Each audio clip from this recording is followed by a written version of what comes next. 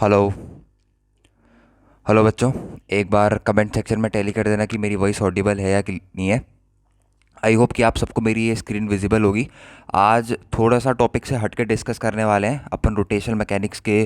Previous video में भी मैंने टॉपलिंग एक बहुत इंपॉर्टेंट टॉपिक लिया था रोटेशनल मैकेनिक्स का, और आज भी एक बहुत इंपॉर्टेंट टॉपिक जो JEE advance point of view से बहुत इंपॉर्टेंट रोल प्ले करता है क्वेश्चन सॉल्विंग में, या फिर प्योर रोलिंग को बहुत ही इजी बना देता है अगर आपकी इस टॉपिक पर अच्छे से कमांड है। टॉपिक का नाम क्या है? इंस्टेंटेनियस एक्सिस ऑफ रोटेशन, या फिर शॉर्ट फॉर्म में आप इसको IAOR भी बोलते होगे। बहुत सारे कोचिंग इंस्टीट्यूट में इसको टॉपिक को आप तो स्किप मार देते हैं या फिर सिंपल प्योर रोलिंग के साथ ही पढ़ा के इसको ख़त्म कर देते हैं, पर ये बहुत इंपॉर्टेंट टॉपिक है। अगर आप इसके थोड़ा सा इसके बारे में डीप थिंकिंग करें, अगर क्वेश्चन में इसको अप्लाई करना सीख गए, तो बहुत सारे जेई के प्रीवियस ईयर ऐसे क्वेश्चन आ रखे हैं जेई एडवांस में जो इंस्टेंटेनियस एक्सिस ऑफ रोटेशन जैसे टॉपिक को यूज़ करके बिल्कुल ही सेकंडों में सॉल्व हो जाते हैं। और एक आध PYQs की आज हम डिस्कस भी करेंगे और बताएंगे कि instantaneous axis of rotation pure rolling से कैसे कनेक्टेड है। और थोड़ा बहुत मैं प्योर रोलिंग के बारे में भी डिस्कस करूंगा, रोटेशन के बेसिक से थोड़ा सा प्योर रोलिंग की तरफ भी जाऊंगा, और फिर इंस्टेंटेनियस एक्सिस ऑफ रोटेशन तो आप अपन को आज टॉपिक उठाना ही है। तो जो भी जेईई एडवांस की तैयारी कर रहे हैं 2024-2025 से आने वाले सालों में, जो जेईई एडवांस देना चाहते हैं जो विद्यार्थी, वो सब इस वीडियो को बहुत ध्यान से पढ़ें, क्योंकि मैं इस वीडियो में वो सारे कंसेप्ट किसके regarding, instantaneous axis of rotation या फिर प्योर रोलिंग के रिगार्डिंग वो सारे कंसेप्ट डिस्कस करूंगा बिल्कुल एक कंसाइज्ड वे में। और प्रीवियस ईयर क्वेश्चन भी सॉल्व कराऊंगा किसके, इंस्टेंटेनियस एक्सिस ऑफ रोटेशन की मदद से, क्योंकि कई बच्चों को ये तो पता लग जाता है कि instantaneous of axis of rotation एक टॉपिक है, पर समझ नहीं आता कि इसको अप्लाई कैसे करना है क्वेश्चंस में। बेसिकली क्वेश्चन में कैसे अप्लाई होता है। Question instantaneous axis of rotation के बिना भी हो जाते हैं, पर वो बहुत लेंथी जाते हैं। अगर आप इंस्टेंटेनियस एक्सिस ऑफ रोटेशन की मदद से क्वेश्चन को सॉल्व करते हो तो आपके लिए क्वेश्चन सॉल्व करना बहुत ईजी काम हो जाता है। एक प्रीवियस ईयर क्वेश्चन मैंने इस वीडियो में ले रखा है, तो आप आराम से उसको पॉज करके ईजिली सॉल्व करके देखना। अगर वो क्वेश्चन आपसे हो जाता है इंस्टेंटेनियस एक्सिस ऑफ रोटेशन की मदद से, मतलब आपके लिए इस वीडियो में कुछ भी एक्स्ट्रा नहीं रखा है, आप इसके नेक्स्ट पार्ट में स्किप मार सकते हैं, नेक्स्ट क्वेश्चन में स्किप मार सकते हैं। अगर वो क्वेश्चन आपसे सॉल्व नहीं हो रहा है तब आपको वीडियो देखने की जरूरत है, तब इस वीडियो को आराम से देखो और बिल्कुल ही कॉपी वगैरह लेके बैठो और मेरे साथ साथ नोट्स बनाओ। बहुत ही इंपॉर्टेंट टॉपिक है, मजा आएगा इसको पढ़ने में। तो शुरू करते हैं। देखो, instantaneous of axis of rotation से पहले मैं थोड़ी सी बात रोटेशनल मैकेनिक्स के बेसिक की करना चाहता हूँ। मैं आपसे पूछता हूँ, मान लो यहाँ पर मेरे पास एक रिजिड बॉडी है, this is a rigid body, और एक मिनट, ये रिजिड बॉडी, ये मैं एक रैंडम शेप की कोई भी बॉडी बना रहा हूँ। यहाँ पर मैंने कोई भी रैंडम शेप की बॉडी ड्रॉ कर दी। ये मेरे पास कौन सी बॉडी है बच्चों, प्यारे बच्चों है, ये है मेरे पास, this is a rigid body. ध्यान से मेरे इस डिस्कशन को समझना, आपको बहुत अच्छा लगेगा और आपके थोड़े से कंसेप्ट भी क्लियर होंगे। ये मेरे पास क्या है बच्चों, ये मेरे पास है एक रिजिड बॉडी। रिजिड बॉडी क्या करती है? Basically rigid body rotational motion show करती है। मैं अब आपसे बात करता हूँ कि rigid body pure rotational motion कब शो करती है। What is pure rotational motion? जब मैंने आपसे ये पूछा प्योर रोटेशनल मोशन, तो कई बच्चे डर गए होंगे कि हमने तो रोटेशनल मोशन पढ़ा है, ये प्योर रोटेशनल मोशन सर ने क्या पूछ लिया। प्योर रोटेशनल मोशन का आपको मैं मीनिंग समझाता हूँ कि प्योर रोटेशनल मोशन क्या होता है। ठीक हो गया। मान लो ये रिजिड बॉडी है। अब आपको पता है कि कोई भी बॉडी किसी एक्सिस के अबाउट रोटेट करती है, और वो एक्सिस उसके अंदर से उस बॉडी के अंदर से पास करनी चाहिए। एक्सिस कभी भी बॉडी के बाहर से पास नहीं कर सकती। रोटेशन मोशन अगर किसी बॉडी को करना है तो एक फिक्स एक्सिस के अबाउट करती है, वो एक्सिस मूव नहीं कर सकती। उस एक्सिस के अबाउट वो बॉडी रोटेट करती है। उस एक्सिस के अबाउट उस बॉडी के जो पार्टिकल्स हैं वो सर्कुलर मोशन कॉज करते हैं, ये तो सबको पता होगा। अब मैं वो एक्सिस ड्रॉ कर रहा हूँ। मान लो ये मेरे पास क्या है, एक्सिस। तो अगर कोई भी ऑब्जेक्ट को, मान लो ये एक रिजिड बॉडी है, तो उसमें पार्टिकल की डिस्टेंस तो सेम रहेगी, मतलब कोई पार्टिकल है उसकी डिस्टेंसेस जो है एक्सिस से वो तो कभी चेंज नहीं हो सकती। क्यों नहीं चेंज हो सकती भैया? क्योंकि ये एक रिजिड बॉडी है, इसको आप कितना भी कंप्रेस कर लो, कितना भी खींच लो, इसमें जो पार्टिकल की डिस्टेंस है वो हमेशा फिक्स रहती है। अगर इस पार्टिकल की डिस्टेंस एक्सिस ऑफ रोटेशन से R1 है तो that will always remain R1। इसकी R2 है तो वो R2 ही रहेगी, इसकी R3 है तो वो R3 ही रहेगी, इसकी R4 है तो वो R4 ही रहेगी, चाहे ये पार्टिकल कैसे भी रोटेट कर ले। मान लो इस पार्टिकल को मैंने क्या कराया, रोटेशन कराया। अब क्या होता है ना, प्योर रोटेशनल मोशन में ये होता है, ये जो आपके पार्टिकल हैं ये हर जगह प्रेजेंट है। अब कुछ पार्टिकल क्या होंगे, एक्सिस में भी प्रेजेंट होंगे। इस बात से आप मेरी सहमत हो कि कुछ पार्टिकल हमारे पास एक्सिस में भी प्रेजेंट होंगे। अब ये जो पार्टिकल एक्सिस में प्रेजेंट होते हैं, तो मैं ये आपसे पूछना चाहता हूँ, क्या ये पार्टिकल भी रोटेट करते हैं? अगर कोई बच्चा बोलता है रोटेट करते हैं, तो आपके रोटेशनल मोशन के जो बेसिक कंसेप्ट है वो थोड़े से हिले हुए हैं दरअसल। ये पार्टिकल जो एक्सिस में लाई करते हैं, ये हमेशा किस में रहते हैं बच्चों, रेस्ट में रहते हैं। किस में रहते हैं? Always at rest, always at rest. ये पार्टिकल कभी भी रोटेट नहीं करते हैं। जो रोटेशनल एक्सिस में पार्टिकल प्रेजेंट रहते हैं रिजिड बॉडी के, वो कभी भी रोटेट नहीं करते हैं। रादर जो पार्टिकल बाकी जगह प्रेजेंट है रिजिड बॉडी के, वो इस एक्सिस के अबाउट क्या करते हैं, सर्कुलर मोशन परफॉर्म करते हैं। ये तो सबको पता होगा। खैर, वो इस एक्सिस के अबाउट कौन सा मोशन परफॉर्म करते हैं, सर्कुलर मोशन परफॉर्म करते हैं। उनकी कुछ वेलोसिटी होती है और मान लो ये पार्टिकल ने एक सर्कुलर मोशन ऐसे परफॉर्म करा, ठीक है, तो इस पार्टिकल का एक एक्सेलरेशन ऐसे होगा जिसको हम बोलते हैं कौन सा एक्सेलरेशन, रेडियल एक्सेलरेशन, और एक एक्सेलरेशन टेंजेंट की तरफ होगा जिसको अपन बोलते हैं कौन सा acceleration, tangential acceleration. Tangential acceleration zero भी हो सकता है पर रेडियल एक्सेलरेशन जीरो नहीं हो सकता। रेडियल एक्सेलरेशन की वैल्यू कितनी होती है, ओमेगा स्क्वायर आर या फिर V square by R. I am not going into formula, मैं फार्मूला आपको बिल्कुल भी बताने नहीं आया हूँ, बस मैं आपको थोड़ा सा कंसेप्ट इसलिए बता रहा हूँ ताकि इसका यूज़ क्या है हमारे पास प्योर रोलिंग में इसका यूज़ है। जब तक आपको ये नहीं पता है कि रोटेशनल मोशन क्या होता है, रिजिड बॉडी क्या होती है, रोटेशनल एक्सिस क्या होती है, प्योर रोटेशनल मोशन किसे कहते हैं, रोटेशनल एक्सिस में जो पार्टिकल होते हैं क्या वो भी रोटेशनल मोशन करते हैं, और जो पार्टिकल बाकी जगह प्रेजेंट है वो कौन सा मोशन शो करते हैं, क्योंकि रोटेशनल एक्सिस में जो पार्टिकल प्रेजेंट है वो तो रोटेशनल मोशन नहीं करते, पर उनको छोड़ के जो बाकी जगह पार्टिकल प्रेजेंट है हमारे पास वो जो है रोटेशनल एक्सिस के अबाउट कौन सा मोशन परफॉर्म करते हैं, they will perform out circular motion. ठीक हो गया। अब आगे बढ़ते हैं अपन। मैंने आपको थोड़ा सा बेसिक इसलिए समझाया क्योंकि ये पॉइंट आपको समझाना जरूरी था। हो सकता है कि कई बच्चों को ना पता हो और कई बच्चों को पता भी हो सकता है, मैं ये नहीं बोल रहा कि किसी को भी नहीं पता होगा। ठीक हो गया। अब बात करते हैं किसकी, जो हमारा मेन टॉपिक था इंस्टेंटेनियस एक्सिस ऑफ रोटेशन। उससे पहले मैं थोड़ा सा डिस्कशन करना चाहता हूँ किसके बारे में, प्योर रोलिंग के बारे में। Pure rolling again JEE advance point of view से बहुत ज़्यादा इंपॉर्टेंट टॉपिक हो जाता है अपने पास, प्योर रोलिंग। पहले ये बताओ कि कोई भी ऑब्जेक्ट रोल क्यों करता है, क्या रीज़न है कि कोई भी ऑब्जेक्ट रोल करता है। आपको रोलिंग पढ़ाया, आपने पढ़ लिया, पर आपको क्या ये पता है कि कोई भी ऑब्जेक्ट रोल क्यों करता है। मान लो आपने एक आपके पास डिस्क रखी है, आपके पास टेबल रखी है, आपने टेबल में अपनी बुक को फेंका तो बुक क्या करती है, बुक थोड़ी देर ट्रैवल, कुछ डिस्टेंस उसने ट्रैवल करा बुक ने, उसके बाद बुक रुक जाती है। तो ऐसा कौन सा फोर्स है जो उस बुक को रोक रहा है, बुक घिसते हुए बुक आगे गई और कुछ डिस्टेंस एक्स में जाके वो रुक गई, अपने आप रुकी, उसकी स्पीड ढीली हो गई और अपने आप रुक गई। वहीं अगर आप किसी बॉटल को फेंकोगे, किसी बॉल को फेंका आपने जिसका शेप कैसा है, स्फेरिकल शेप है, स्फेरिकल शेप की जब आपने बॉल को फेंका तो वो बॉल स्लाइड करने की जगह जो आपके पास बुक है वो क्या कर रही है, स्लाइड कर रही है। और स्लाइडिंग को कौन प्रिवेंट करता है बच्चों, फ्रिक्शन प्रिवेंट करता है। फ्रिक्शन ने क्या करा, स्लाइडिंग को धीरे धीरे कम करके बुक को क्या कर दिया, रोक दिया। वहीं स्फेरिकल शेप का जो ऑब्जेक्ट था जब आपने उसको रोल कराया तो वो कौन सी रोलिंग, वो स्लाइडिंग नहीं कर रहा है, वो क्या कर रहा है, रोलिंग कर रहा है। तो वहां पर स्लाइडिंग क्यों नहीं हो रही है, क्योंकि वहां पर फ्रिक्शनल जो फोर्स है उसने स्लाइडिंग को क्या कर दिया है, पूरी तरीके से खत्म कर दिया है। और अगर कोई ऐसा, उस फ्रिक्शन का क्या नाम है जो स्लाइडिंग करने से रोकता है ऑब्जेक्ट्स को, उस फ्रिक्शन को अपन क्या, कौन सा फ्रिक्शन कहते हैं, स्टैटिक फ्रिक्शन कहते हैं। कई बच्चे ये पूछते हैं कि रोलिंग में फ्रिक्शन अप्लाई होता है नहीं होता है, अगर अप्लाई होता है तो कौन सा फ्रिक्शन होता है हमारे पास रोलिंग में। रोलिंग में बेसिकली बच्चों हमारे पास जो फ्रिक्शन रोलिंग को सपोर्ट करता है यानी कि स्लाइडिंग को रोकता है, वो फ्रिक्शन होता है हमारे पास कौन सा फ्रिक्शन, स्टैटिक फ्रिक्शन। अगर स्टैटिक फ्रिक्शन ने रोलिंग स्लाइडिंग को खत्म कर दिया है तो स्लाइडिंग होने के बाद क्या बॉडी हमारे पास परफॉर्म करती है, रोलिंग परफॉर्म करती है, फिर उसी को अपन क्या बोलते हैं, प्योर रोलिंग, अगर स्लाइडिंग सरफेस में नहीं हो रही है। तो जब भी वो केस ये बोल रहा है कि a body is rolling, a body is doing pure rolling, pure rolling मतलब वो स्लाइड नहीं कर रही है, और स्लाइड नहीं कर रही है मतलब वहां पर फ्रिक्शन पक्का प्रेजेंट है, जिसकी की वजह से वो क्या कर रही है, प्योर रोल कर पा रही है। मैंने बहुत कुछ बोल दिया, मैं इसको डायग्रामेटिकली समझा के बताता हूँ। प्योर रोलिंग का मतलब तो आपको बेसिकली समझ में आ गया होगा ना यहाँ से। प्योर रोलिंग का मतलब कोई भी रिलेटिव मोशन नहीं हो रहा है, यानी कि कोई भी स्लिपिंग या स्लाइडिंग अकर नहीं हो रही है। स्लाइडिंग या फिर स्लिपिंग क्यों अकर नहीं हो पा रही है, क्योंकि फ्रिक्शन ने क्या कर दिया, स्लिपिंग को खत्म कर दिया। और अगर स्लिपिंग खत्म होगी तो ऑब्जेक्ट क्या करेगा, सिर्फ और सिर्फ रोल करेगा। इसलिए जब आप एक बॉटल को या फिर एक बॉल को जब आप रोल करवाते हो अपनी टेबल पे तो ज़्यादा दूर डिस्टेंस तक जाता है या फिर ज़्यादा आगे तक जाता है, रादर देन जब आप एक बुक को सिंपल फेंको, बुक क्या करेगी, थोड़ी देर स्लाइड करेगी, फ्रिक्शन उस स्लाइडिंग को प्रिवेंट करेगा, रोक देगा और बुक थोड़ी डिस्टेंस पर जाकर रुक जाएगी। वहीं पर अगर किसी स्फीयर को आप रोल करवाते हो, when you roll a sphere, जब आपने एक स्फीयर को रोल करवाया तो उसमें स्लाइडिंग तो होगी नहीं, स्लिपिंग तो होगी नहीं, नो स्लिपिंग का केस है, तो वो क्या करेगा, रोल करेगा। और रोलिंग कितनी भी देर तक हो सकती है अपनी उसकी वेट की वजह से, या फिर आपने एक्सटर्नल फोर्स कितना दे रखा है उसका, उस पर डिपेंड करता है। ठीक हो गया। अब बात कर रहे हैं अपन प्योर रोलिंग की। प्योर रोलिंग का तो सबसे बेसिक फील मैं आपको देना चाहता हूं, मतलब जो दिल से फील निकलता है एक तरीके से प्योर रोलिंग के लिए, वो फील ये है कि मतलब प्योर रोलिंग का मतलब no relative motion, no relative motion. अगर मैं प्योर रोलिंग की आपको डेफिनेशन देना चाहूं तो मैं यही लिखूंगा सिंपल, नो रिलेटिव मोशन। क्यों क्यों क्यों भैया, क्योंकि कोई रिलेटिव मोशन है ही नहीं, कोई रिलेटिव मोशन नहीं है, कोई रिलेटिव मोशन नहीं है। नो रिलेटिव मोशन, या फिर इसको भी बोल सकते हो नो स्लिपिंग, कोई स्लिपिंग अगर नहीं हो रही है। स्लिपिंग अगर नहीं हो रही है तो बॉडी क्या करेगी, ऑटोमेटिकली आपके पास बॉडी हमारे पास क्या करेगी, रोल करेगी। ठीक है।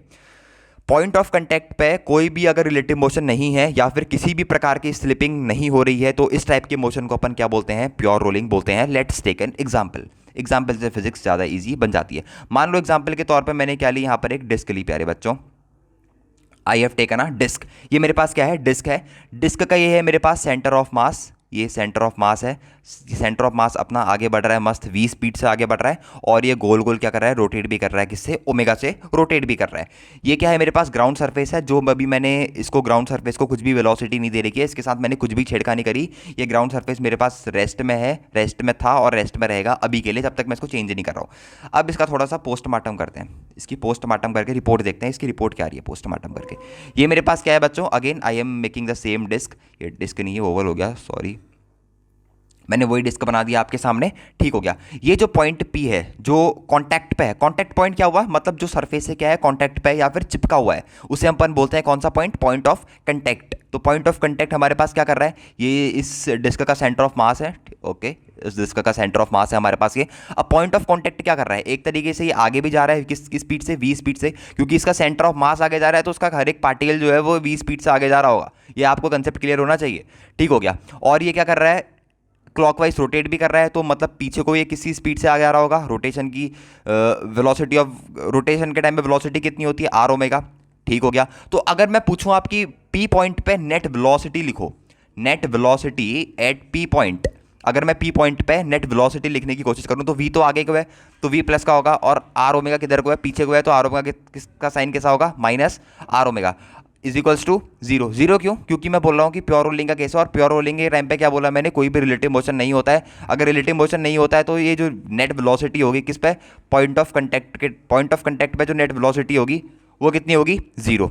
इसको क्या बोलते हैं, पॉइंट पी को, अपन पॉइंट पी को बोलते हैं point of contact. Point of contact पे जो हमारे पास नेट वेलोसिटी होगी किस टाइम पे, प्योर रोलिंग के टाइम पे, वो जीरो होगी। अगर v minus R omega zero हो गया तो वेलोसिटी कितनी निकल के आ गई, पॉइंट पी की, पॉइंट पी की वेलोसिटी निकल के आ गई कितनी बच्चों, r इंटू ओमेगा। ओके, देखो अब बात आती है कि एक केस ऐसा होगा जिसमें v बड़ा होगा आर ओमेगा से। ये दोनों केस आपने पढ़ूंगे, बेसिकली रिवीजन करा रहा हूँ आपको, इंस्टेंटेनियस एक्सिस ऑफ रोटेशन है मेरा मेन मोटिव इस लेक्चर का। मैं आपको इसलिए रिवीजन करा रहा हूँ कि किसी बच्चे का अगर प्योर रोलिंग का कंसेप्ट थोड़ा वीक भी है तो एक गो थ्रू हो जाए, एक थोड़ा सा रिवीजन हो जाए बच्चे का, प्यारे बच्चे का, ताकि वो इंस्टेंटेनियस एक्सिस ऑफ रोटेशन को ईजिली समझ सके। इसलिए मैंने रोटेशन का छोटा सा कंसेप्ट लिया। मैं हर वीडियो में ऐसे ही करता हूँ, थोड़ा सा पहले का पढ़ाता हूँ, क्योंकि एक वो होता है रिदम जैसी पकड़नी होती है, वैसी आप उससे पकड़ लोगे रिदम, तो आपका कॉन्फिडेंस जो है वो लूज़ नहीं होगा, और आप मेरे साथ मैच टू मैच चलोगे। कि हाँ, कभी कभार ऐसा होता है ना कि पीछे वाली चीज़ जब तक याद नहीं होती तो आगे कोई भी भगवान भी आके पढ़ा दे तब भी आपको चीज़ें समझ नहीं आएंगी। इसलिए मैंने थोड़ा सा पीछे का टुकड़े टुकड़े में लेते जा रहा हूँ, ताकि रिविजन भी होते रहे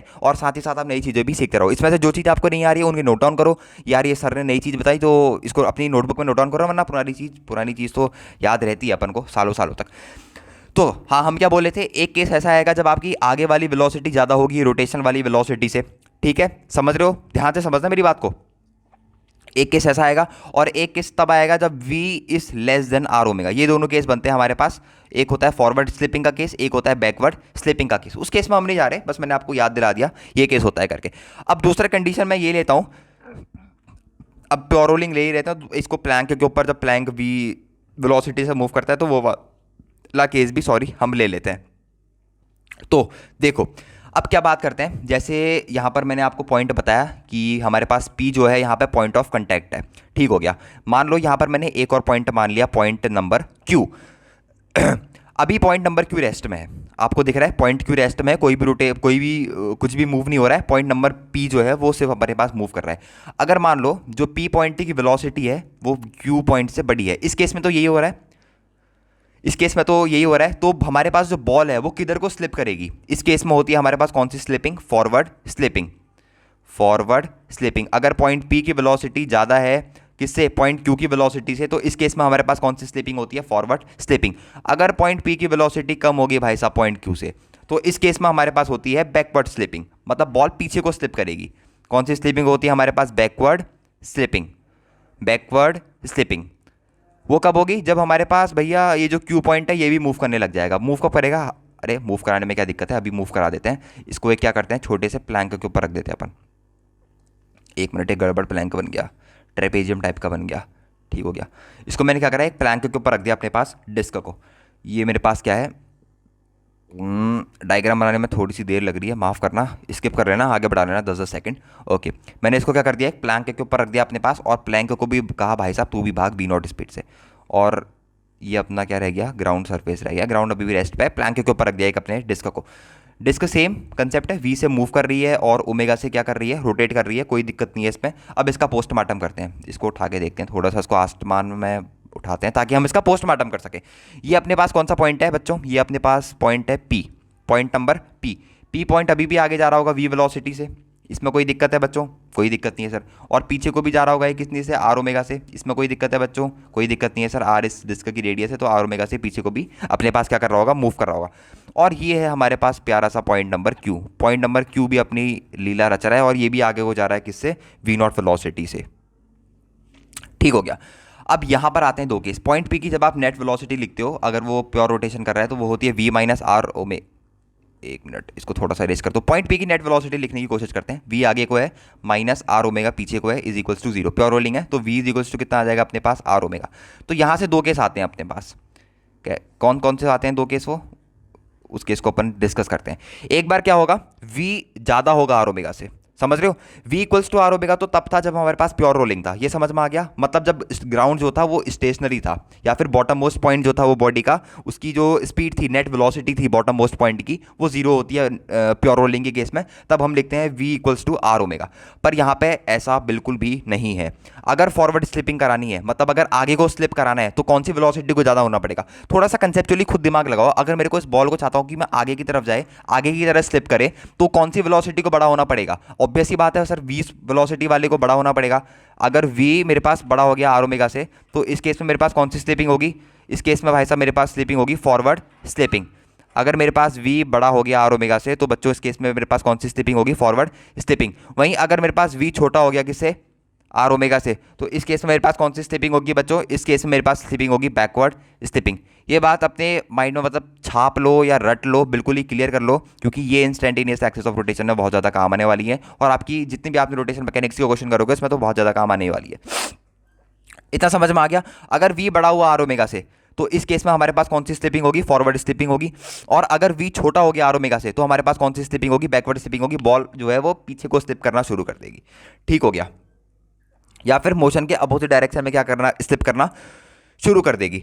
तो अगर मैं आपसे बोलूं इस केस में अगर मैं नेट वेलोसिटी लिखूं, तो हमारे पास ये बनेगा v माइनस आर ओमेगा। ये तो वो हो गई हमारे पास बॉल p पॉइंट की वेलोसिटी। वहीं q नॉट पॉइंट है वो किसके बराबर होगा, इस बार जीरो के बराबर नहीं होगा, जीरो के बराबर ना होकर किसके बराबर होगा, v नॉट के बराबर होगा।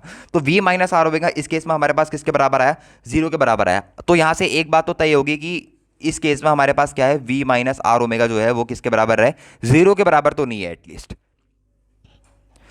जीरो के बराबर तो नहीं है। v माइनस आर ओमेगा हमारे पास क्या है, जीरो के बराबर तो नहीं है। वहीं जब हम प्योर रोलिंग की बात करते थे तो हम क्या कहते थे, एक तो हम ये कहते थे कि v माइनस आर ओमेगा जो है वो जीरो है। ये हम कब कहते थे, जब हमारे पास क्या हो रही थी, प्योर रोलिंग, और पॉइंट ऑफ कॉन्टैक्ट किसमें होता था, हमारे पास रेस्ट में होता था, रिलेटिव मोशन उसके बीच में नहीं हो रहा होता था। तो हम यहाँ पर ये क्लेम करते थे कि v और ओमेगा ये दोनों जो है हमारे पास एक तरीके से किसकी तरह क्रिएट कर रहे हैं, हमारे पास कॉन्स्टेंट की तरह क्रिएट कर रहे हैं। यूनिफॉर्म प्योर रोलिंग की मदद से हम यही तो कह सकते थे कि जो v और ओमेगा है वो हमारे पास क्या है, कॉन्स्टेंट की तरह क्रिएट हो रहे हैं, यानी कि वो ना तो बढ़ रहे हैं या ना ही घट रहे हैं, मतलब एक तरीके से कांस्टेंट की तरह क्रिएट हो रहे हैं। वहीं अगर प्लैंक भी मूव कर रहा है वी नॉट वेलोसिटी से, तो हमारे पास कंडीशन कुछ इस तरीके की हो जाती है, इस तरीके की कंडीशन हो जाती है। तो ये छोटा सा डिस्कशन लिया मैंने प्योर रोलिंग के बारे में, ताकि आपको समझ में आ जाए प्योर रोलिंग। और एक और चीज़ मैं आपको बताने की भूल गया, शायद डिस्कस भी कर रखी है, पर एक बार फिर से बता देता हूँ अपनी संतुष्टि के लिए। प्योर रोलिंग में कई बच्चे ये समझते हैं ना कि हमारे पास कोई फ्रिक्शन प्रेजेंट नहीं होता है, पर प्योर रोलिंग में भी हमारे पास एक टाइप का फ्रिक्शन प्रेजेंट होता है, and that friction is called static friction. Static friction क्या करता है, स्टैटिक फ्रिक्शन बेसिकली रोलिंग करवाता है। स्टैटिक फ्रिक्शन क्या करवाता है, रोलिंग करवाता है, जो कि प्योर रोलिंग के केस में करवा भी रहा होता है, क्योंकि एक तरीके से पी पॉइंट पे स्लाइडिंग खत्म कर देता है। जो स्टैटिक फ्रिक्शन है वो स्लाइडिंग खत्म कर देता है पी पॉइंट पे। स्लाइडिंग पूरी तरीके से क्या कर देता है, रोक देता है। जैसे आपने एक बुक को जब टेबल में फेंका था, तो उस केस में वो स्लाइड करते हुए जा रही थी, एक टाइम पर उसकी स्लाइडिंग रोक दी गई। किसने रोकी, फ्रिक्शन ने। कौन सा फ्रिक्शन ने रोकी, स्टैटिक फ्रिक्शन ने। समझ में आया। वैसे ये बॉल जो है अपनी जगह पे क्या कर रही है, गोल गोल घूम रही है, या फिर घूम रही है, स्लाइड नहीं कर रही है। स्लाइडिंग इसकी किससे रोकी, स्टैटिक फ्रिक्शन की वजह से रोकी। और उसके बाद क्या करने लगी, ऑब्जेक्ट बॉल हमारे पास या फिर डिस्क हमारे पास क्या करने लगी, उसके बाद हमारे पास ये डिस्क रोल करने लगी। ठीक हो गया। तो प्योर रोलिंग का एक छोटा सा कंसेप्ट था जो हर बच्चे को आना चाहिए। अब इसके एक आध बहुत इंपॉर्टेंट पॉइंट्स आते हैं प्योर रोलिंग के, अब उसको भी डिस्कस कर ही लेते हैं। सबसे पहला पॉइंट जो आता है प्योर रोलिंग का, वो आता है कि मतलब एक ऑब्जेक्ट, आपने ये पाथ शायद से पढ़ा भी हो सकता है, नहीं भी पढ़ा हो सकता है। मैं ट्रिजेक्ट्री आपने साइक्लोइडल पाथ शायद से पढ़ा हो सकता है, वरना डिस्कस कर लेते हैं साइक्लोइडल पाथ के बारे में। बेसिकली मैं बॉल की पूरी ट्रिजेक्टरी ड्रॉ कर रहा हूँ, जो उसका बॉटम मोस्ट पॉइंट था उसकी मैं आपको ट्रिजेक्टरी ड्रॉ करके बता रहा हूँ, उसके पाथ की ट्रिजेक्टरी क्या है वो बता रहा हूँ बेसिकली आपको। What is the trajectory of the bottom most point, जो पॉइंट ऑफ कॉन्टैक्ट था उसकी ट्रिजेक्टरी क्या है वो बता रहा हूँ आपको। सबसे पहले हमारे पास पॉइंट ऑफ कॉन्टैक्ट यहाँ पर था, इसको रेड पेन से ले लेते हैं। ये जो हमारे पास पॉइंट ऑफ कॉन्टैक्ट है मान लो A1, ये यहाँ पर था, फिर ये यहाँ पर आया होगा, मेन पॉइंट्स ले रहा हूँ A2, फिर ये यहाँ पर आया होगा A3, फिर ये आया होगा मेरे पास यहाँ पे A4, और एक और ब्लॉक्स बना लेते हैं यहाँ पे अपने पास। फिर ये कहाँ पर आया होगा अपने पास भैया, ये आया होगा अपने पास A5, इंजन रेड पेन ले लेते हैं, ये आया होगा लास्ट में हमारे पास बॉटम मोस्ट पॉइंट A5 पे। तो ये जो पाथ बन रहा है ना इसका, ये जो पाथ बन रहा है बॉटम मोस्ट पॉइंट का, इस पाथ में थोड़ा सा ध्यान देना। ऐसा जेई एडवांस में क्वेश्चन भी आ रखा है। अब ये अप टू द मार्क नहीं बना, वरना पाथ कुछ ऐसा बनता है, अगर बनाने की कोशिश करूँ तो ऐसा कुछ बांध बनता है, और इस पाथ को हम बोलते हैं कौन सा path, cycloidal path. Cycloidal path, cycloidal path, ये समझ में आ गया। मतलब जो पॉइंट है जो सरकमफेरेंस पर लाई कर रहा है वो कौन सा पाथ बनाता है, जब डिस्टेंस मूव करता है, पूरी एक रोटेशन मूव करता है, कौन सा पाथ बनाता है वो हमारे पास एक साइक्लॉइडल पाथ मूव कराता है। और कोई पूछे इसने टोटल डिस्टेंस कितनी ट्रैवल करी, तो टोटल डिस्टेंस कितनी ट्रैवल करता है एक पूरी रोटेशन में, दैट इज 8r। अगर कोई आपसे पूछे total distance travelled, total distance उसने कितनी ट्रैवल करी, तो वो टोटल डिस्टेंस जो वो ट्रैवल करता है वो ट्रैवल करता है 8r। अब 8r कैसे ट्रैवल करी, ये बहुत ही ईजी है, इसको खुद सोच के देखना। और 8r डिस्टेंस ट्रैवल करने में वो कौन सा पाथ कवर करता है बच्चों हमारे पास, it will cover a cycloidal path. अब एक और कंसेप्ट आता है प्योर रोलिंग में। प्योर रोलिंग को पूरा ही निचोड़ लिया, अब इसको पूरा ही दबोच देते हैं प्योर रोलिंग को। एक और कंसेप्ट आता है प्योर रोलिंग में हमारे पास कि डिफरेंट पॉइंट की स्पीड को जज करना। शायद आपने सबने पढ़ा होगा यार, इतना तो प्योर रोलिंग में आई होप कि आप सबने पढ़ा ही होगा। सर्कल मिटा देता हूँ। डिफरेंट पॉइंट की स्पीड निकालना यार, बॉटम मोस्ट पॉइंट की, ऊपर वाले पॉइंट की, इन पॉइंट की स्पीड को निकालना कैसे निकालते हैं उसका थोड़ा सा डेरिवेशन भी देख लेते हैं, और बता देते हैं कि आपको स्पीड कहाँ से आती है, क्योंकि ये सबको शॉर्टकट से करने का जरिया है कौन, इंस्टेंटेनियस एक्सिस ऑफ रोटेशन। ये मेरे पास क्या है, एक बॉल है। आपसे कोई अगर पूछे पॉइंट A की स्पीड कितनी है बताओ, अगर कोई आपसे पूछे पॉइंट B की स्पीड कितनी है बताओ, अगर कोई आपसे पूछे पॉइंट C की स्पीड कितनी है बताओ। मैं आपको बता दूं, अगर कोई भी पॉइंट सरकमफेरेंस पर लाई कर रहा है तो उस समय उस पॉइंट की स्पीड देने का एक फॉर्मूला होता है, और वो स्पीड का फॉर्मूला होता है हमारे पास 2v साइन थीटा बाय 2। अगर कोई भी पॉइंट सरकमफेरेंस पर लाई कर रहा है और सरकमफेरेंस पर मूव कर रहा है, जैसे ये A पॉइंट सरकमफेरेंस पे है, B पॉइंट सरकमफेरेंस पे है, C पॉइंट सरकमफेरेंस पे है, तो इस पॉइंट जो भी पॉइंट सरकमफेरेंस पर लाई कर रहा है उसकी स्पीड देने का जो फॉर्मूला होता है वो हमारे पास क्या होता है, 2v sine of theta by 2। अब कैसे इसको अप्लाई करते हैं देखते हैं कैसे अप्लाई। ये फॉर्मूला कहाँ से आया, बहुत ही बेसिक है, आपको हर जगह इसका प्रूफ मिल जाएगा। मैं प्रूफ पढ़ाने में इंटरेस्टेड नहीं हूँ। वेक्टर का सम का फॉर्मूला लगाओगे, रिजल्टेंट वेक्टर निकालोगे, वो फॉर्मूला निकल जाता है। कभी प्रूफ अगर आपको चाहिए होगा तो कमेंट सेक्शन में मेरे को मैसेज कर देना, मैं एक अलग से इसकी प्रूफ में वीडियो बना दूंगा। अभी वीडियो बनाने जाऊंगा तो अभी मेरे को इंस्टेंटेनियस एक्सिस ऑफ रोटेशन ही बनाना है, 1-2 घंटे का वीडियो बन जाएगा, जो कि मैं इतना लंबा इस वीडियो को करना नहीं चाहता हूँ, सॉरी इस चीज़ के लिए। ठीक हो गया। ये हमारे पास क्या होता है, किसी भी पॉइंट का प्योर रोलिंग के टाइम में कोई भी पॉइंट, जो भी पॉइंट सरकमफेरेंस पर लाई कर रहा है, आप उसकी वेलोसिटी से इजीली निकाल सकते हो। जैसे A पॉइंट की बात करता हूँ, A पॉइंट पे एंगल कितना है, एंगल है भैया 0 डिग्री एंगल है। A पॉइंट पे थीटा कितना है, 0 डिग्री है। A पॉइंट पे मेरे पास थीटा कितना है बच्चों, 0 डिग्री है। अब थीटा को 0 डिग्री इसमें डालो तो साइन 0 कितना होता है, 0। तो A पॉइंट की वेलोसिटी कितनी आ गई, 0 आ गई। बहुत बढ़िया सर, ये तो कमाल का फॉर्मूला है, सबने पढ़ा होगा फॉर्मूला, इसमें जेई में प्रीवियस ईयर क्वेश्चन भी आ रखे हैं यार, बहुत ईजी फॉर्मूला है। अब यहाँ पर B पॉइंट पे एंगल कितना है, B पॉइंट पे एंगल देखो, B पॉइंट पे 90 डिग्री का एंगल है, theta is equals to 90 degree. Okay, C point पे कितना है पूरा, C पॉइंट पे बच्चों 180 डिग्री। पहले B पॉइंट की वेलोसिटी निकालते हैं, तो जब आप B पॉइंट पे 90 डिग्री डालोगे तो बन जाएगा साइन 90/2, 90/2 हो जाएगा 45, साइन 45 1/√2, √2 को रेशनलाइज करोगे तो ये हमारे पास वेलोसिटी आ जाएगी √2v। C पॉइंट पे कितनी आ जाएगी बच्चों, C पॉइंट पे साइन 180 डालना, दैट विल बिकम 90, तो C पॉइंट पे वेलोसिटी आ जाएगी हमारे पास 2v। ये आ गई हमारे पास C पॉइंट पे वेलोसिटी। तो जो A पॉइंट की वेलोसिटी होती है प्योर रोलिंग के केस में वो होती है 0, जो कि प्योर रोलिंग में हमारे पास प्रूफ भी होता था, यहाँ पे प्रूफ भी हो जा रहा है। B पॉइंट की वेलोसिटी होती है हमारे पास √2v। C पॉइंट की वेलोसिटी होती है हमारे पास ट्वाइस ऑफ v। ये आ गए हमारे पास 3 बहुत ही इंपॉर्टेंट वेलोसिटी के रिलेशन। अब इसको आप करते थे, इतने बड़े फॉर्मूले को प्रूफ करो, फिर इस फॉर्मूले में थीटा पुट करो, ये निकालो वो निकालो, तब जाके हमारे पास ये वेलोसिटी के प्रूफ आते थे। इंस्टेंटेनियस एक्सिस ऑफ रोटेशन में झट से इस फॉर्मूले के प्रूफ आ जाते हैं। कैसे आ जाते हैं, अब उसी में हम जंप करने वाले हैं इंस्टेंटेनियस एक्सिस ऑफ रोटेशन में। प्योर रोलिंग ऑलमोस्ट मैंने आपका पूरा करवा दिया, ठीक हो गया। अब जो प्योर रोलिंग ख़त्म हो गया। अब जो हमारा सबसे इम्पोर्टेंट मेन जो टारगेट था इस क्लास में पढ़ने का टॉपिक वो था सॉरी, क्या टॉपिक पढ़ने आए थे हम? Instantaneous axis of rotation. Actually मैं ही भूल गया था क्या टॉपिक पढ़ने आए थे। तो हेडिंग डाल लो इंस्टेंटेनियस एक्सिस ऑफ रोटेशन। अब थोड़ा सीरियस हो जाओ, अभी तक सीरियस नहीं हुए तो अब सीरियस हो जाओ। ये बहुत इंपॉर्टेंट टॉपिक है बच्चों JEE advance point of view से। अगर सीरियस जेईई एडवांस एस्पायरेंट्स हो ना तो इस टॉपिक को छोड़ के तो मत जाना, इस टॉपिक को छोड़ के कतई मत जाना अगर सीरियस जेईई एस्पायरेंट हो तो। इंस्टेंटेनियस एक्सिस ऑफ रोटेशन एक बार पढ़ ही लेना, इंस्टेंटेनियस एक्सिस ऑफ रोटेशन। बहुत ही मज़ेदार टॉपिक भी यार, आपकी कैलकुलेशन बिल्कुल चकाचक ईजी कर देगा ये, मतलब बहुत ही ईजी बना देगा कैलकुलेशन आपकी।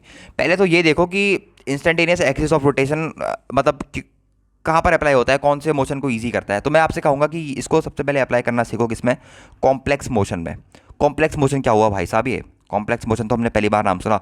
कॉम्प्लेक्स मोशन जो प्योर रोलिंग में होता है, प्योर रोलिंग में बॉडी जो है, जो ऑब्जेक्ट है वो ट्रांसलेशनल भी कर रहा होता है, बिल्कुल सर, ट्रांसलेशन आगे भी जा रहा होता है, और रोटेशनल भी कर रहा होता है, घूम भी रहा होता है सेंटर ऑफ मास के अबाउट। तो ये दोनों मोशन जब साथ मिलकर आ जाते हैं तो इस टाइप की मोशन को अपन क्या कहते हैं, कॉम्प्लेक्स मोशन कहते हैं। तो इस मोशन को में जब कैलकुलेशन अपन करते हैं ना, जब ट्रांसलेशनल भी आ जाता है, रोटेशनल भी आ जाता है, तो हमारे पास चीज़ें कैलकुलेशंस फॉर्मूले लगाना बहुत ज़्यादा मुश्किल हो जाता है। उसी सब चीज़ों को इनकाउंटर करने के लिए हम बनाते हैं इंस्टेंटेनियस ऑफ रोटेशन। बहुत ही प्यारी चीज़ है, बहुत छोटे कर देती है कॉन्सेप्ट को, और क्वेश्चन करने के मेथड को बहुत ईजी बना देगी। कहीं वहीं पर लगाना जहाँ पर प्योर रोलिंग हो रही है। अप्रॉक्सीमेटली ये प्योर रोलिंग के लिए ही बना है, क्योंकि प्योर रोलिंग में ही हमारे पास क्या होता है, ट्रांसलेशनल मोशन भी होता है, रोटेशनल मोशन भी होता है। जो डिस्क थी ऊपर वो वी वेलोसिटी से आगे भी जा रही थी और सेंटर ऑफ मास के अबाउट रोटेट भी कर रही थी। तो वहां पर ही हमारे पास कौन कौन से मोशन होते हैं, ट्रांसलेशनल मोशन भी वहीं पर होता है और रोटेशनल मोशन भी हमारे पास वहीं पर होता है। अब देखो ध्यान से, ओके, हमारे पास प्योर रोटेशन मोशन में आपको मैंने क्या बताया, प्योर रोटेशन मोशन में मैंने आपको बताया कि जो पॉइंट्स एक्सिस ऑफ रोटेशन में लाई करते हैं वो रेस्ट में रहते हैं। तो इंस्टेंटेनियस एक्सिस ऑफ रोटेशन भी आपको कुछ इसी तरीके से चूज करनी है। इंस्टेंटेनियस एक्सिस ऑफ रोटेशन भी उन्हीं पॉइंट से पास होकर जानी चाहिए जो किस में होते हैं, रेस्ट में होते हैं। Instantaneous axis of rotation passes through those point, मैं थोड़ी सी डेफिनेशन भी लिख देता हूँ ताकि आपके नोट्स में काम आ जाए। पासिस थ्रू दोज पॉइंट्स, उन पॉइंट से पास करती है, passes through those points which are at rest, which are at rest, बिल्कुल प्योर रोटेशन की तरह है, विच आर एट रेस्ट। अगर इंस्टेंटेनियस एक्सिस ऑफ रोटेशन आपको देखनी है कि कौन सी एक्सिस मेरे पास इंस्टेंटेनियस एक्सिस ऑफ रोटेशन होगी, तो वही axis instantaneous axis of rotation होगी जो कहाँ से पास करती है बच्चों, अपने पास किस पॉइंट से, जो रेस्ट वाले पॉइंट से पास करती है, उन पॉइंट से पास करती है जो पॉइंट्स किस में होते हैं, रेस्ट में होते हैं। अब एक एग्जांपल मेरे को ऐसे दो जो जिसमें कोई भी पॉइंट रेस्ट में हो और उसको मैं इंस्टेंटेनियस एक्सिस ऑफ रोटेशन मान सकूं। अभी मैंने आपको एग्जांपल दिया, इसलिए मैंने इस वीडियो में आपको प्योर रोलिंग पढ़ाया, क्योंकि प्योर रोलिंग में क्या होता है, जो पी पॉइंट था ऊपर तक पॉइंट ऑफ कांटेक्ट वो किस में था, रेस्ट में था, कोई रिलेटिव मोशन नहीं था, उस पॉइंट की वेलोसिटी कितनी थी, 0, इसीलिए वो किस में था, प्योर रोलिंग में। तो इंस्टेंटेनियस एक्सिस ऑफ रोटेशन का मतलब समझ रहे हो कितनी डायरेक्टली लिंक्ड है किससे, प्योर रोलिंग के केस से, क्योंकि वही पी पॉइंट से पास होने वाली एक्सिस को हम क्या बोलेंगे, इंस्टेंटेनियस एक्सिस ऑफ रोटेशन। अब शायद आपको क्लियर हो चुका होगा कि इंस्टेंटेनियस एक्सिस ऑफ रोटेशन पहले तो उन केसेस में लगाई जाती है जहां पर कॉम्प्लेक्स मोशन हो रहा हो। कॉम्प्लेक्स मोशन किसके केस में होता है, प्योर रोलिंग के केस में होता है, जहां पर ट्रांसलेशनल भी वो आगे बढ़ रहा होता है, रोटेशनली वो ऑब्जेक्ट क्या कर रहा होता है, मूव कर रहा होता है।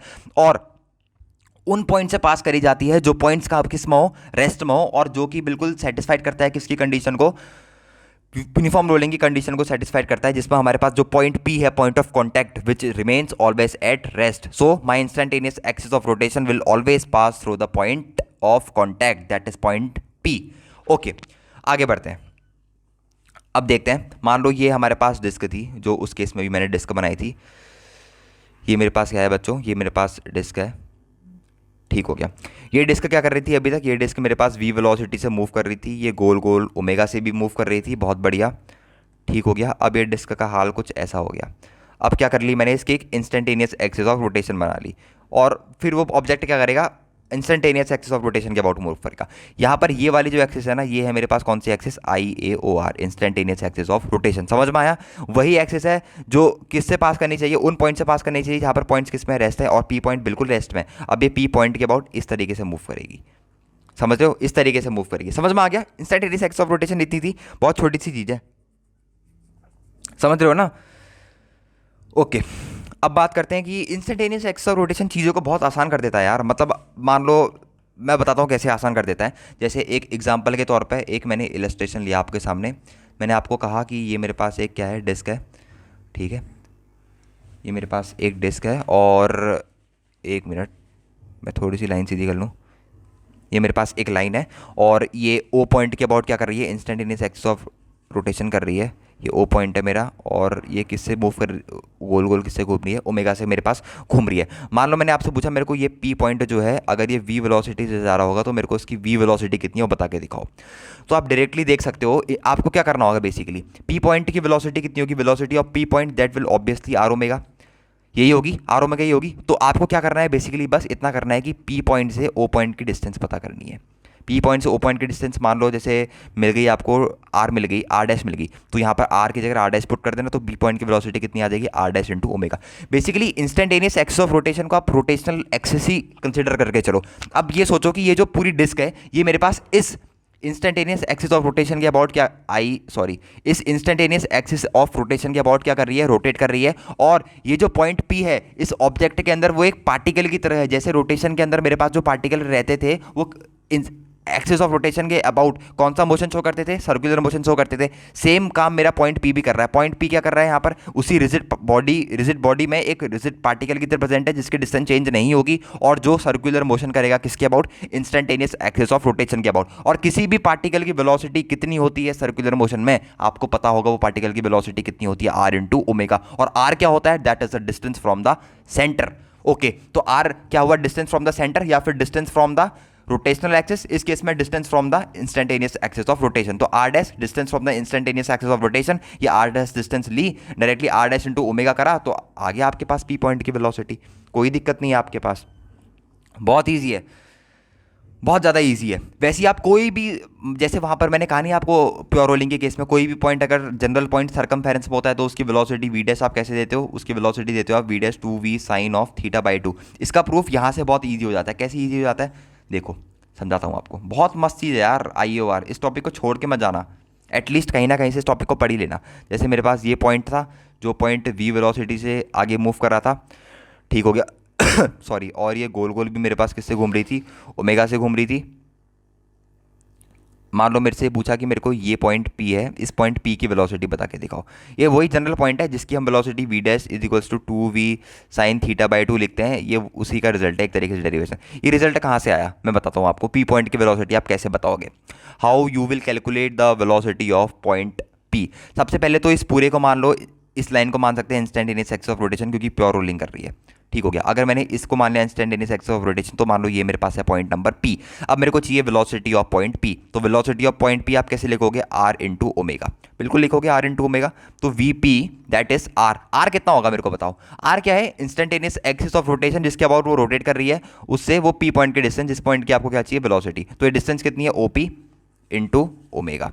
ओमेगा को क्या लिख सकता हूँ बच्चों में, ओमेगा को मैं लिख सकता हूँ OP इंटू ओमेगा को मैं लिख सकता हूँ V is equals to R omega. तो ओमेगा को लिख सकता हूँ मैं V बाय R। V क्या है, सेंटर ऑफ मास की वेलोसिटी। अब OP की डिस्टेंस निकालोगे तो VP में डालोगे तो डायरेक्टली आपके पास रिजल्ट आ जाएगा। और वहाँ पर आपको पूरा वेक्टर वगैरह लगा लगू के पूरा सॉल्व करना पड़ता है, पता नहीं क्या क्या करना पड़ता है, यहाँ पर बहुत कॉम्प्लिकेशन हो जाती है। यहाँ पर डायरेक्टली O से P की डिस्टेंस देगी, पता है कि O से O पॉइंट से पास होने वाली जो एक्सिस है उसके अबाउट IOR कर रही है, वो हमारे पास इंस्टेंटेनियस एक्सिस ऑफ रोटेशन है। तो डायरेक्टली आपने उसके अबाउट वहाँ से डिस्टेंस निकाली P की, R रखा, और डायरेक्टली आपके पास क्या आ गया, रिजल्ट निकल के आ गया, ठीक हो गया। तो ये था हमारे पास इंस्टेंटेनियस एक्सिस ऑफ रोटेशन का concept. Instantaneous axis of rotation वही एक्सिस ऑफ रोटेशन है जो उन पॉइंट से पास करनी चाहिए जो पॉइंट्स बेसिकली हमारे पास रेस्ट पे है। आपके पास वेलोसिटी इजी कर देता है निकालना। आप काइनेटिक एनर्जी निकाल सकते हो सिंगल टर्म में, आपको ट्रांसलेशनल मोशन लेने की जरूरत ही नहीं है। आप वी वेलोसिटी को तो भूल ही जाओ, आपने एक अलग ही एक्सिस ऑफ रोटेशन बना डाली अपनी। बस आपको कौन सी वेलोसिटी लेनी होगी, हाफ आई ओमेगा स्क्वायर। एक तरीके से सोचो ना, इसने रोटेशनल मोशन मतलब प्योर रोलिंग में जो हमारे पास दो तरीके से मोशन होते थे, एक ट्रांसलेशनल मोशन होता था और एक रोटेशनल मोशन होता था, दो तरीके के मोशन होते थे। कितना इजी कर दिया इसने, बेसिकली इसने ट्रांसलेशन मोशन को पूरा ही खत्म कर दिया। क्यों खत्म कर दिया, क्योंकि अपनी अलग एक्सिस ऑफ रोटेशन बना दी, इंस्टेंटेनियस एक्सिस ऑफ रोटेशन। उसके अबाउट आपको सिंपल क्या देखना है, ओमेगा देखना है, आर देखना है, और सिंपल अगर कोई काइनेटिक एनर्जी पूछे तो आपको जो एक्स्ट्रा टर्म आता था ना हाफ एम बी स्क्वायर वाला, ये अब गया खत्म। प्लस सिंपल कौन सा टर्म बचा, हाफ आई ओमेगा स्क्वायर, ये वाले टर्म सिंपल। अगर कोई काइनेटिक एनर्जी पूछे तो instantaneous axis of rotation determine करना, हाफ आई ओमेगा स्क्वायर लगाना, खत्म कर देना, बस दैट्स इट। अब मैं आपको एक और चीज़ बताना चाहता हूँ, जो मैंने ऊपर आपको यहाँ पर फॉर्मूला डिराइव करवाया था, ये फॉर्मूला मैंने आपको ड्राइव कराया था प्योर रोलिंग के केस में। अब इसी फॉर्मूले को ड्राइव करके बताऊंगा इंस्टेंटेनियस एक्सिस ऑफ रोटेशन के केस में, और बिलीव मी रिजल्ट आपके पास क्या आएगा, सेम रिजल्ट आएगा। ठीक हो गया, ध्यान देना।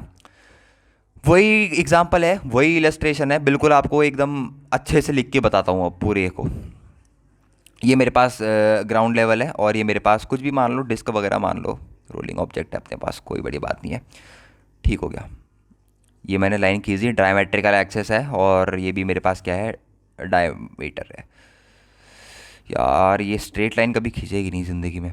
ये मेरे पास क्या है बच्चों, डायमीटर है। ओके, मैंने 4 पॉइंट क्लेम करे। ये पॉइंट को मैंने क्लेम करा बेसिकली ए पॉइंट, ठीक हो गया। ये पॉइंट को मैंने क्लेम करा बी पॉइंट, ये पॉइंट को मैंने क्लेम करा सी पॉइंट, ये पॉइंट को मैंने क्लेम करा प्यारे बच्चों डी पॉइंट।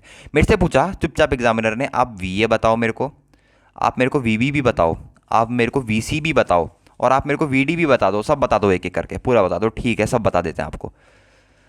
ओके, सब बता देते हैं। रोटेट भी कर रही है, सिंपल है, ऑब्वियस है, रोटेट भी कर रही है, आगे भी बढ़ रही है। ये तो सब अब नोन ही होगा इतना सब पढ़ने के बाद, रोलिंग वगैरह। बी से आगे भी बढ़ रही है, और ओमेगा से क्या कर रही है, रोटेट भी कर रही है।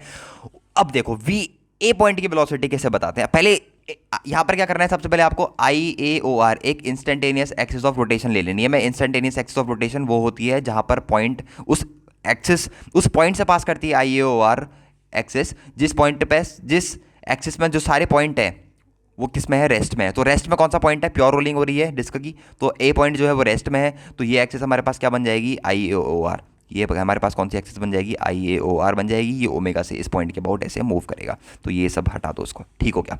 अब मेरे को ए पॉइंट की वेलोसिटी चाहिए। अगर मेरे को ए पॉइंट की वेलोसिटी चाहिए तो ए पॉइंट की वेलोसिटी कितनी होगी, एक तरीके से ए पॉइंट पे एक पार्टिकल ही है, आर इंटू ओमेगा। अब मेरे को आर डिस्टेंस बताओ पॉइंट ए की इंस्टेंटेनियस एक्सिस ऑफ रोटेशन से, तो कितनी कहोगे, जीरो ही कहोगे, क्योंकि point A instantaneous axis of rotation पर लाई करता है। तो वी कितना आ गया, जीरो। सर ये तो कमाल हो गया। कमाल तो अभी और होगा, बी पॉइंट पे देखो कितनी वेलोसिटी होगी।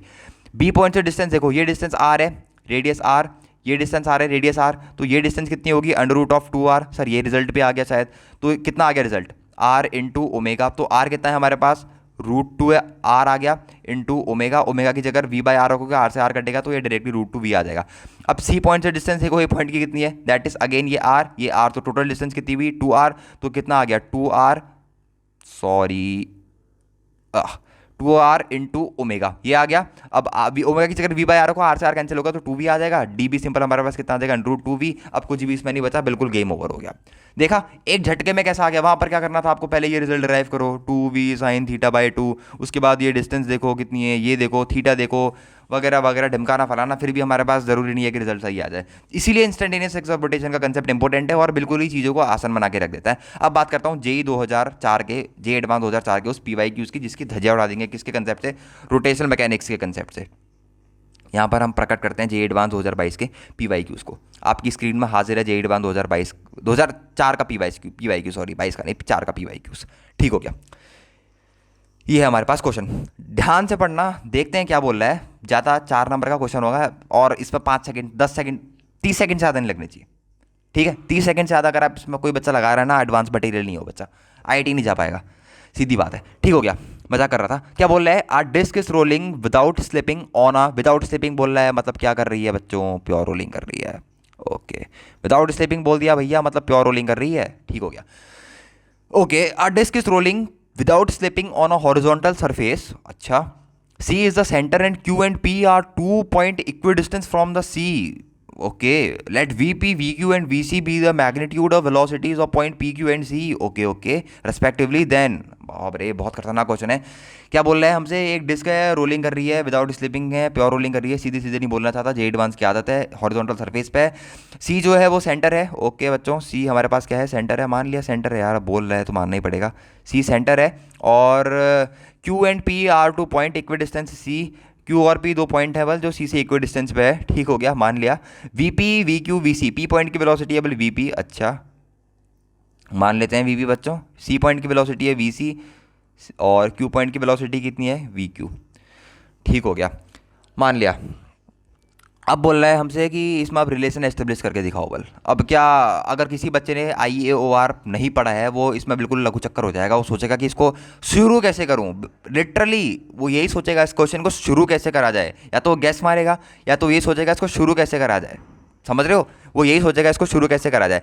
अब आपको पता है कि प्योर रोलिंग के केस में हमारे पास क्या होता है, जो बॉटम मोस्ट पॉइंट होता है उसको हम क्या कंसिडर करते हैं, इंस्टेंटेनियस एक्सिस ऑफ रोटेशन। मान लो इस पॉइंट को मैंने मान लिया O, तो ये जो पॉइंट है इस पॉइंट को हम कंसिडर कर सकते हैं इंस्टेंटेनियस, सॉरी IA लिखना था, instantaneous axis of rotation. This point can be consider as instantaneous axis of rotation in case of pure rolling. बहुत बार बता चुका हूं। तो अब ये पूरी जो ऑब्जेक्ट है वो इसके अबाउट क्या करेगी, ओमेगा से घूमना शुरू करेगी। अब देखो, अब हमें पहले चाहिए VP, फिर चाहिए VQ, ओके, फिर चाहिए VR, ठीक है, VP चाहिए, VC चाहिए और चाहिए VQ। फिर इनके बीच में रिलेशन एस्टेब्लिश करना है। अब देखते हैं कैसे निकालते हैं। VP बहुत मुश्किल काम तो नहीं है अब हमारे लिए। हमें सिंपल क्या चाहिए, R ओमेगा। ओमेगा सबके लिए सेम है, R से डिफरेंट डिफरेंट होगा। R omega. देखो इसके लिए मैंने, ओमेगा सबके लिए सेम है तो VP के लिए मैं मान लेता हूँ डिस्टेंस O पॉइंट से R1, इसके लिए मान लेता हूँ डिस्टेंस Q O पॉइंट से R2, और इसके लिए मान लेता हूँ डिस्टेंस उस O पॉइंट से R3। ठीक हो गया। अब P से इसकी डिस्टेंस कितनी है बच्चों, एक मिनट, थोड़ा सा एक गलत हो गया। P से इसकी डिस्टेंस कितनी है, P से इसकी डिस्टेंस है R1। C से इसकी डिस्टेंस कितनी है बच्चों, C से इसकी डिस्टेंस है R2। Q से इसकी डिस्टेंस कितनी है बच्चों, Q से इसकी डिस्टेंस कितनी है बच्चों, R3। तो R1 R2 और R3 में से सबसे बड़ी डिस्टेंस आपको क्या प्रतीत होती है, बताओ। सबसे बड़ी डिस्टेंस आपको क्या प्रतीत होती है, ऑब्वियसली बच्चों R3 दिख रही है आपको, ये तो सभी देख पा रहे होंगे। इतनी मैथमेटिक्स तो सबकी इवॉल्व हो गई होगी। फिर कौन सी है, फिर R2 है सर, फिर कौन सी है, फिर R1 सर। सर ये तो क्वेश्चन आपने चुटकी में सॉल्व कर दिया। अगर इस सीक्वेंस में तो उनकी वेलोसिटीज की सीक्वेंस में होंगी, ऑब्वियसली VQ, फिर VC, फिर VP, बस ओरली सॉल्व, खत्म। इंस्टेंटेनियस एक्सिस ऑफ रोटेशन का यही तो कमाल है। बिल्कुल आपको डिस्टेंस देखनी है, IAOR से निकालनी है, खत्म। और इसको अभी उससे करने जाते हैं 2V sin θ/2, पता नहीं क्या क्या करना पड़ता है, वो तो मेरे को भी नहीं आता है। वैसे आता है पर बताऊंगा नहीं आपको, खुद सोच के करना। इतना आपको खुद भी सोचना पड़ेगा। अगर मैं सब यहीं करा दूंगा तो तैयारी कैसी होगी आपकी JEE एडवांस की, ये बताओ।